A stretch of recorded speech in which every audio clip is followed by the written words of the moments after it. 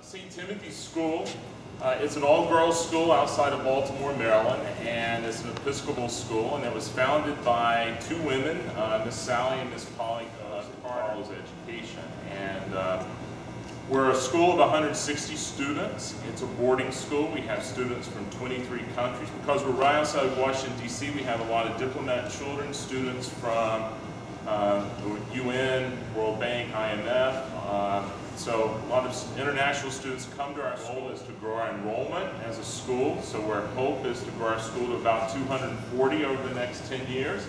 And so part of that has been to build a building that will support that. The largest the school's ever been in its history is 150 students.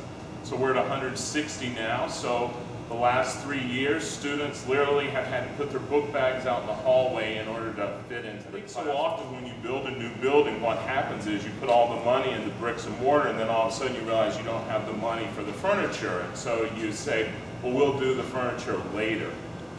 And we were very determined because I think you spend all your time inside the building, not outside looking at it. And so I think what it looks like on the inside sets the tone of how you feel about it. Every birthday, Christmas, any holiday that comes along, I get gift certificates and collect them as long as I can. You get a chair, a table, what have you. And so I've always admired the furniture, and I've loved the great institutions, Duke, North Carolina, Yale, all the wonderful institutions. I never thought we would be able to afford your furniture for St. Timothy's School. And as luck would have it, I ran into Aaron about 4 years ago, and he said, have faith, we'll figure out how to help you make this happen if you'll work with us. And he's been incredible over the last 4 years. And we have literally designed our entire building with Moser in mind. I think we will have the most beautiful building, school building that's been built because of what you do here. And I think it's a legacy that furniture here is seen as a historical contribution. And to me, furniture has always been a piece of art. I think our furniture speaks to our legacy and what we leave behind. You know, Mr. Moser, I think his history, how he tells his story, I think is an inspiration. I think it's what you do here is a testament.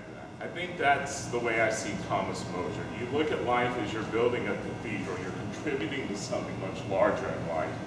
And I think that's what St. Timothy tries to do as well. And so I think that's why this has been such a wonderful marriage. And I'm so grateful to you for making that happen. Do you have any thoughts? Yes, I have a couple of thoughts. First, you've been through a lot of high schools, and one of the first things you discover is kids usually don't have an awful lot of respect for the interiors. Sometimes there's graffiti, usually with the Marks-a-Lot pen, and sometimes with a knife, which makes it hard to compare. So what's happened here, because these kids are involved with the actual building of what they're going to have, there's a sense of reverence or respect.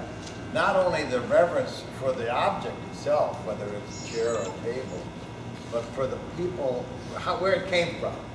So often, you don't think about that.